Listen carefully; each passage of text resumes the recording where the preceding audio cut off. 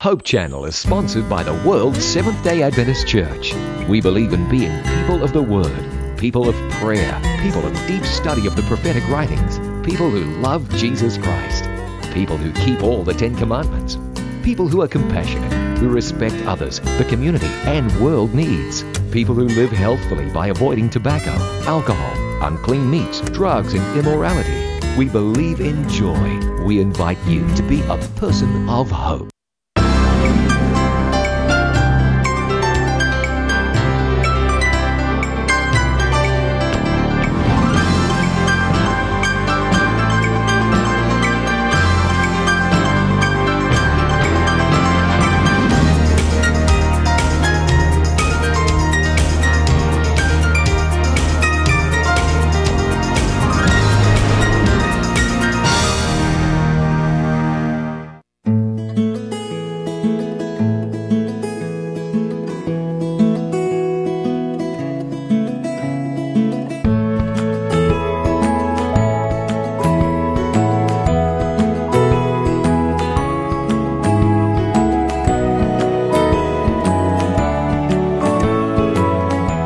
Dalay ko ng Ginoo sa gayon nga gihatag kanato nga magkakauban na sab kita dinhi sa programa sa Taknas Pagtuon.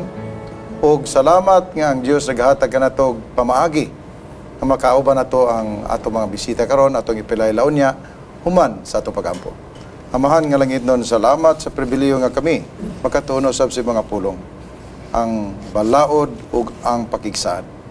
Salamat kayo nga imo kining gihatag kanamo ingon nga kami imo mga katawhan gipahinunduman sa kadakong responsibilidad sa pagpahat sa mensahe sa maayong balita ug sa pakigsaad nga gikalimtan sa mga katawhan nga imong ginapili apan karon. Salamat nga kami na himong pribileyo kabahin niini nga panalangin nga nakaangkon sa mao nga pakigsaad. Kining tanan among giampo sa ngalan ni Ginoong Kristo nga among manuluwas. Amen. Amen. Atong ihatod ang pagkukumusta sa atong mga suki nga nagasunod ni atong programa. Daghan kayo kung gusto kamo nga magpadala sa inyo mga questions o mga recommendations, adto lang kamo sa website o sa mga contact numbers nga inyo makita sa atong screen. Welcome Attorney Ramon Melisa gikan sa General Santos.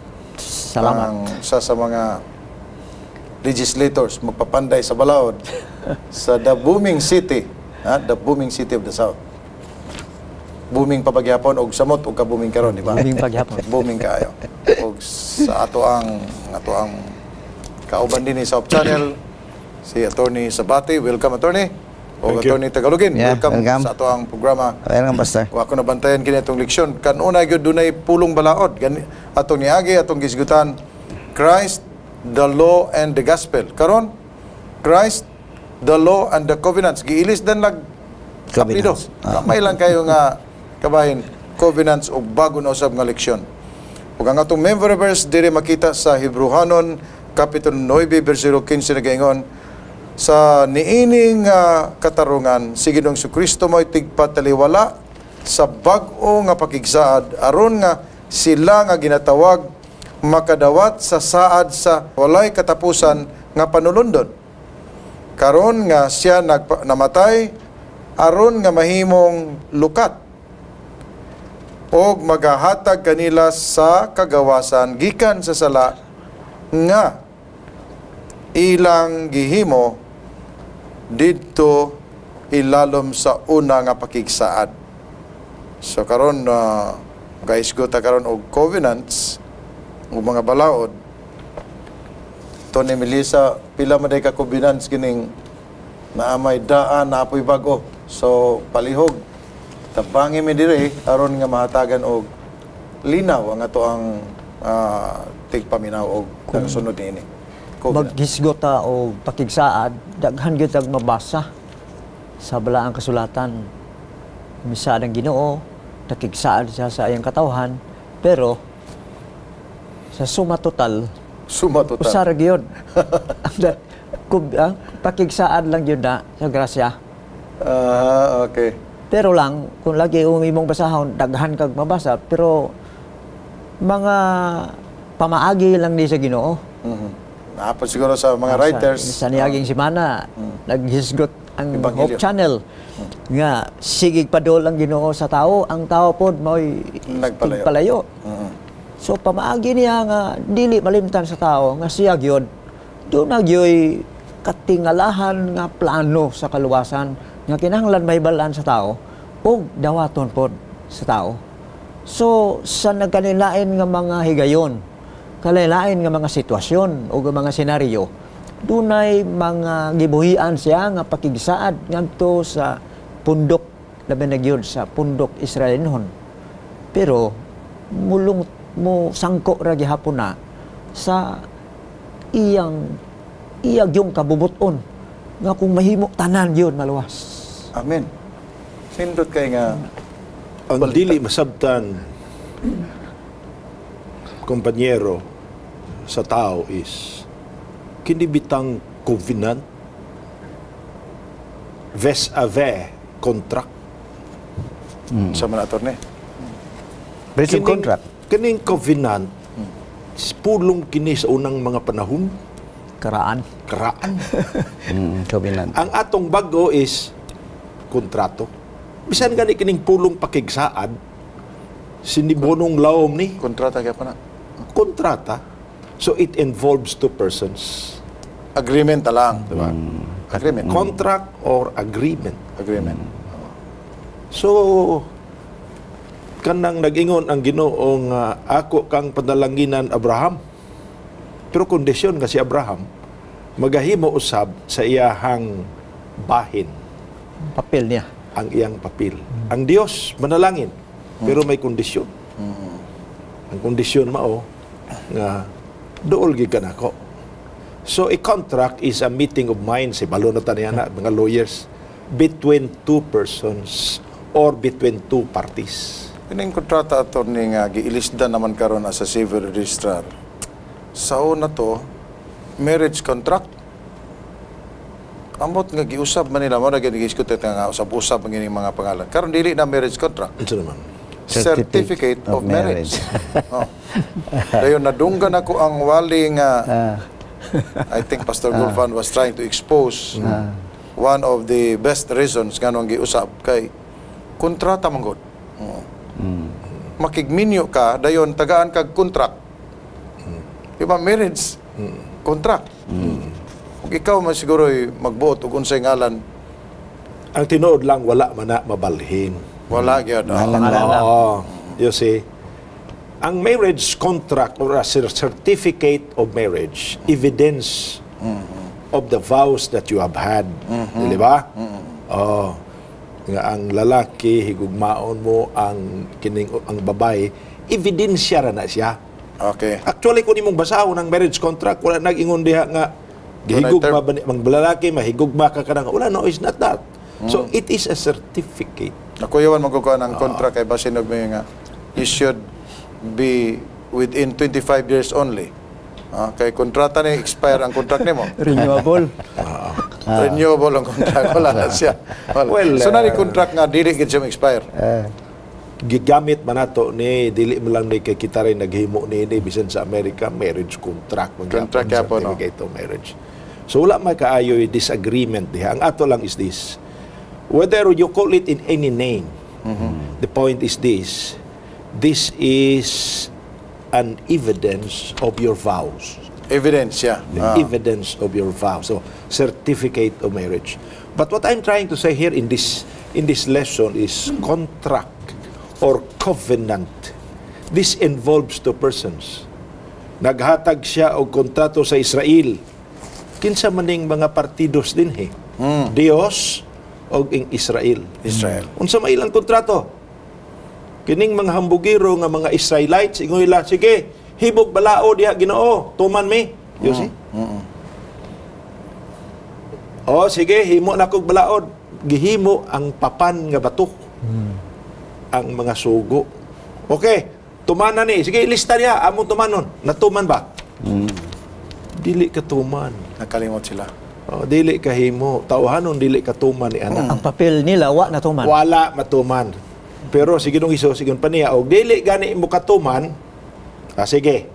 para nga dili gyud mo matay atong himuon magkuha mo og karnero putling liog ihalad kanako. Puso nagsumikad sa kay Adan ug kay Iba hangtod sa Israelites Ang halad-halad. ang halad-halad. So sa ato pa may kahulugan, no? Ang covenant. These were the covenants of two parties, God and His people. So, doon ay word din nga kasing-kasing sa pakigsaad nga mao ang iyang gugma. Central, the central point. Central point nga kung masabtan nimo ning pakigsaad sa Ginoo, ang usa ka parte pwede mo baliktad. Pero ang usa ka parte permanente magyud. Mao ni kanindot ani nga covenant. Kay bisag unsaon og baligtad sa usa, ang usa ka parte maintain siya. So unsay but pa pasabot pastor? sa side sa Dios, di siya mausap. Permanente ang iyang gisulti nga may gugmaon ko. yung pakigsaad. Magluwas ko. Kay ang sa tao magod, ang delikado mga sa tao, for example, sa asawag ba na, no? O maginat siya ang very close nga parallel sa ato ang analogy. Pag ingon sa asawa nga di na ko nimo, mingon pa na nga, alabaw, papakun di na ko nimo. Di delikado kayo. Pero alang sa Dios, pag ingon sa Israel, di namin nimo Ginoo, kay maghimo ra mig baka, konre ulos baka. Ang Dios maintain magyud. Pero bisag unsaon pa diha pag ingon sa asawa nga dili na ko nimo, marriage is never dependent upon the choice of a party. Dili gina mahimo nga ang kaminyoon. Because kaminyoon, kung ato gamiton ang polong kaminyoon, medyo dili kaayo gyud mutungon ka ng choice diha. Once you entered into that contract, in our jurisdiction as Filipinos, forever ka na siya till death do us part. Correct. Pero ang buot siguro mo, pastor, pasabot mao ni nga sa kubinante nga gihatag sa Ginoo sa Israelites.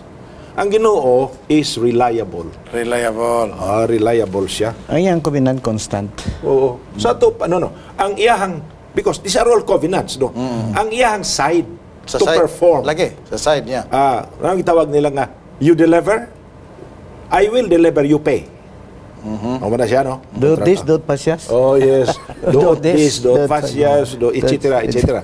Mao na siya. Sa to pa, if I do this, you also Do that. reciprocate. That's the point there. Ang Ginoo, reliable siya. He will really do it. Wala gina siya doubt nga muhimo gid siya. Luwason gid niya if you fulfill yours. Ang problema mao ni ang the Israelites was not able to fulfill theirs because following or execution or obedience to the law, if it is dependent upon human strength, dili mahimo. Correct. Dili gyud mahimo. So they should need somebody. That's why under the second covenant, maingon dito, okay, mutuman me through you. Makatuman mi Ginoo, pinaagi kanimo. Kung ipaagi o balaod. You see, pinaagi kanimo. Kay konektado man ni sa balaod atong gihisgutan. Nagisgot sa atong leksyon nga katong gisulti ni Panyero Sabate nga two parties nagkasabot. Nakasabot sila. Kasagaran pinirmahay sama sa kontrata sa kaminyoon. Doon ay gihisgutan diri nga one party initiates. Muna ang Diyos. Ang Ginoo gina. Walay gipirmahan ang tao, pero covenant lang gihapon. Covenant siya. Pakigsaad. O ang ehemplo diri sa kalibutan, doon ay balaod sa buhis, wa may ganahang buhis. Kasagaran sa tao, kung may moblikay yung buhis, pero na may balaod. Ang saad diha sa balaod sa buhis nga, para sa kaayuhan sa tao. Ang makuliktaan para sa mga tulay, mga karsada, o mga uban pang infrastruktura sa gobyerno para sa tao. Mayong palengke, tanang mga pasilidades. Pero mga exemption man. Pero, kinahanglan mo bayad po. Nga magibalaod nga kumpanyero nga obligatory and mandatory. Di ba mo ni nature sa balaod yun? Sa tax, no? No, there are laws nga nakilalahi ilang batasan. For example, sa tax, okay? Wala man ka nagpirma. Wala yun. Wala ka nagpirma nga mabayad di kag buhis. Because the element of a contract is, it is not necessary that you have to sign something. Yes. Whether you sign it or not, it is Binding. a role of the state to tax people because it is your obligation to help the state stand. Nagahapoy kasuguan. Oh, there is a law there. May balaod ka na siya. That's why I said, it is not necessary that he has to sign. It is an obligation. It is an obligatory contract. It is an obligatory law that you have to pay. Inherent na siya. Sa ato pa sa balaod mismo, naagyoy ko pinan. Yes, it is a covenant between the state and the people. The payer, the citizenry. Yeah. Nga naman, okay, bayad me. Okay? Sovereign state, kung sa mahimuon nimo, ayohon nako ang atong mga karsada. Okay. Ayohon nato ang among mga hospital. Ayohon nato ang inyong baryo, among simintuhan, hasta ang inyong mga kwandiha, agianan. This is an obligation of the state. So, duha gihapon, no? I'll pay, you do. Kini atong gisigutan, Banyero, Monsing, duha ni ka covenant, no, pakigsaad. Aning duha asa kay maayo ani? Ang daan o ang bago? Kung atong subayon ang dugtong-dugtungon ang mga deklarasyon sa pakigsaad, dili ni bag-o nga kombinante. Nagsugod pa ni sa una pa kay ang desisyon sa Ginoo sa pagluwas sa iyang katawhan, iyan ang plano sa dugay na nga panahon na pasa-pasa sa mga henerasyones ug niagi nila ni Abraham ug nila pa ni Moses pa hangtod nga gipadala na gyud sa Ginoo ang iyang kaugalingon. Dili siguro siya bag-o pero gibag-o lang. Gibag-o. Okay. Gitagaan og simple doon na nga. gitawag nga. Ang daan nga pakigsaad gisulat sa papan nga bato. Ang bag-o nga pakigsaad gisulat sa kasing-kasing. So mangutana tag-asa may mas maayo ani ang gisulat ba sa papan sa bato o gisulat sa papan sa kasing-kasing. Pero mangutana po tag masulat ba po na sa atong kasing-kasing. So dunay elemento sa mga figure o mga symbolic lamang nga pagkasulti nga isulat sa kasing-kasing kay wala may kasing-kasing nga masulatan. Ang bot siguro, ang sigurado yun nga pasabot sa Dios nga marehistro na sa atong. Ang maayo lang gud ani Pastor Paulo kay sa bag-ong kasabutan dili na kay gastos.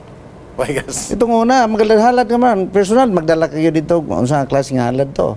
Depende sa imong economic status. Kung dato ka, mo na imong ihalad. O pobre ka, kinirapod. Pero karon wala na halad-halad man. Wala na. Human ni Kristo, mo siya na naman ang atong halad. So, mas may karon advantage karon with respect to that kind of kananang halad-halad. Kaya itong una, kaysa karon lagi.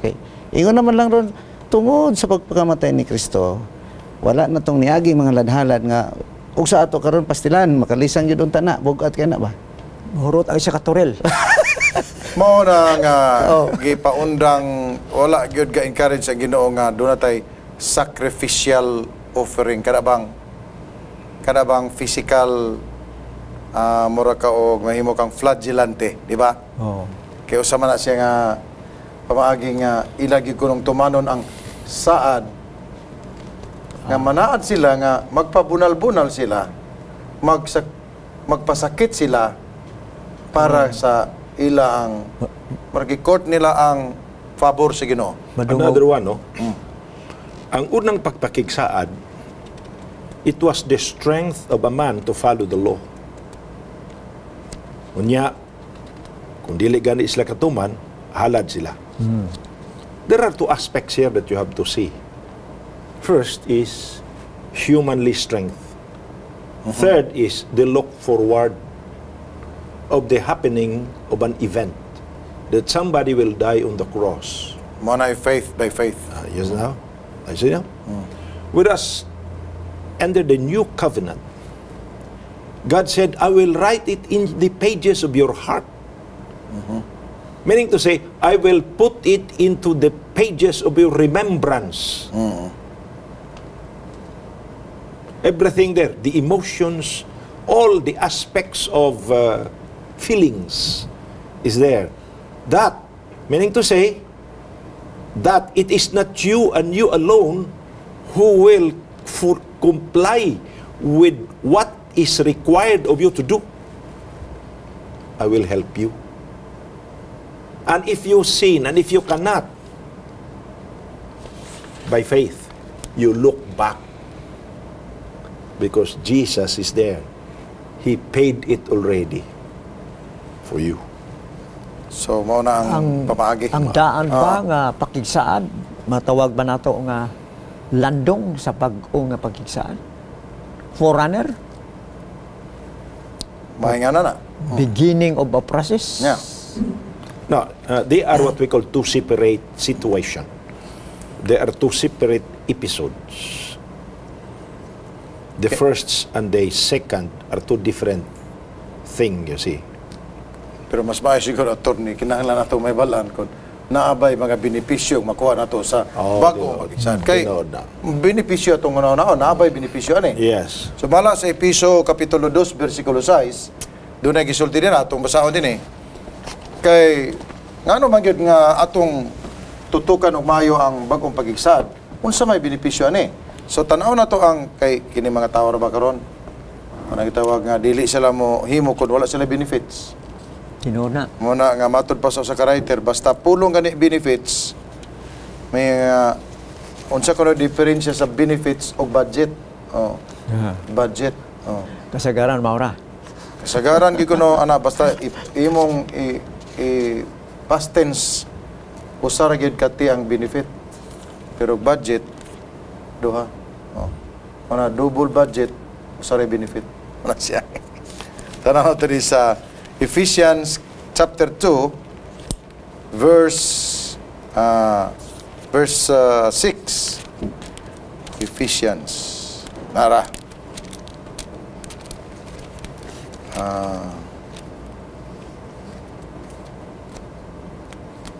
Ephesians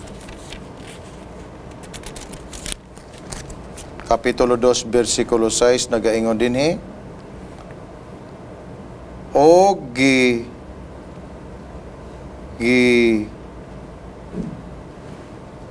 puhi kita pinaagi kaniya og siya nagalingkod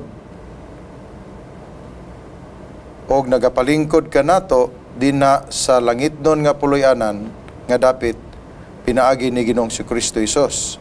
Mo na siya ang benepisyo Gibuhi. nga kita gibuhi kita uban kaniya o gipalingkod kita uban usab ni Ginoong Kristo dito sa langit nga puloy-anan. Sa to pag benefits ani kaluwasan.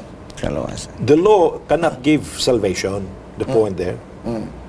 Pero kung atong ihatag ang atong lawas o atong kaugalingon nga sa Dios, we will pass the stage of death and we will go to the stage of life. Sa ato pa, from death to life. From death to life. Yes. To the law, death. But then because we are in Jesus, we have life. So kanang law o covenant, law naghatag og kamatayon, pero ang covenant Kinabuhi. kinabuhi. Nakigsaan. Bag-o nga ang gulo sa atong leksyon, lahi sa law ug Lahi ebanghelyo. sa mga elemento sa leksyon sa una Oo. nga letter to the law, no? Or Yeah. letter of the law. Letter to the law. Karon dunay promise diha sa covenant. Ang saad niya Okay. mao gyud nga Oo. kaluwasan gyapon. Diha sa balaod. Atong nabantayan nga ang tuyo gid si Ginoo permanente kaluwasan. Kaluwasan. Maghimo siya og ebanghelyo kaluwasan. Pero kinahanglan nga ang plano niya sa kaluwasan dawaton po sa isa ka parte. Mao lagi Kita man ang the other party. Usa nga pamaagi ato Kondisyon na siya, Kondisyon conditional. yun na siya. Dili automatic. Nga bisag na ikubinan, mao na to siya nga madawat na gyud nimo kundi di kinahanglan nga imong dawaton. Condition dawaton. Dili automatic nga ikubinan luwas na kadayon. Mao di ay nga ang tawo nga nakasala dinhi sa yuta mangita gid abogado. Mao di ay para nga mahatagan siya og gitawag dipinsaan siya. Usa na siya ka ulagway nga Meditorial. vegetarian. Mao Diba, gani. di magid pwede nga dili ka mangita ka abogado. Mapobre, madato, requirement yun kinahanglan. Sa spiritual mo na si Kristo nga mediator Usahay siya. ma Sige nung sa siya. madungga nato ang ubang sektor sa katawhan nga ano gilabanan man na niya nga kriminal man na. Ano ba? So sumpay nato sa imong gingon spiritual, ganina. Ang pagka-abogado di ay dunay elemento sa karakter sa covenant sa Ginoo. Sa prinsipyo si Ginoo. Oo. Kay mulaban magyud mi labi nagtuluon mi nga Di opisyo? council di opisyo. Di sakripisyo? Way bayad, di sakripisyo. Nga, dili Council nimo di na balibaran sakripisyo. gawas kung dunay conflict of interest. Tungod kay naami gipanumpahan pod. Nga bisan di vilest criminal, pinakagahi nga criminal. Doon na gina siya ay Mga katungod gihapon nga ngay proteksyonan. Panaligdan. Magkanindot paminawon og ato pa nang dugangan og diskusyon apan. Salamat nga atong naisgutan kini og dalaygon ni Ginoo sa iyong pamagi atong paminawan ang usa ka awit dugang inspirasyon sa ato ang pag-alagad si Ginoo. Atong hinumduman dito sa langit tunay kalinaw, lundon kalinaw, lundon kalipay og dito sa langit makita tang tanan paminawan ato ang awit.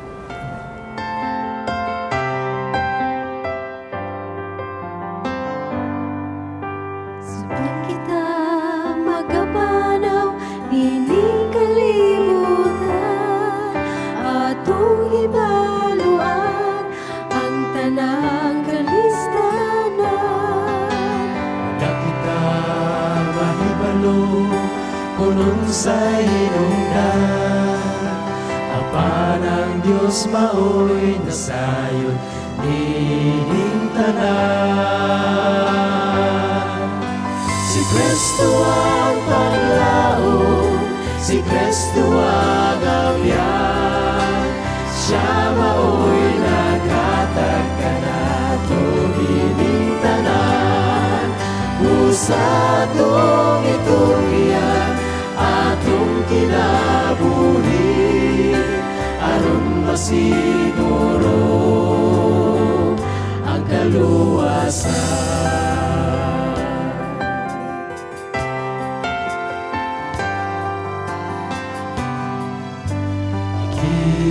Kinahanglan ang hingpit sa kamatuoran, duhara kadalan ang atong pilian. Ulahang kinabuhi, matarong og Amahan nga langit nun, dalaygon ikaw sa mga pamaagi nga imong gihimo lang kanamo. Salamat sa leksyon, sa pakigsaad nga nagatod og kinabuhing walay katapusan. Nga kami mahimong manununod sigang hirian nga giandam di Ginoong Kristo. Sa among pagkadili takos, imo kaming gihimong takos. Napakyas kami sa among pakigsaad apan imong gibag-o kini ug imong gipasulod ang imong pakigsaad sa among kasing-kasing aron nga sa kasing-kasing sa tao ug ngadto sa kasing-kasing sa Dios adunay panagiusa, adunay kasiguruhan. Kining tanan namong giampo sa ngalan ni Jesus. Amen. Amen. Santang may panahon pa at nagigigayon, Diyos nung kinabuhi, maging pitong mataro.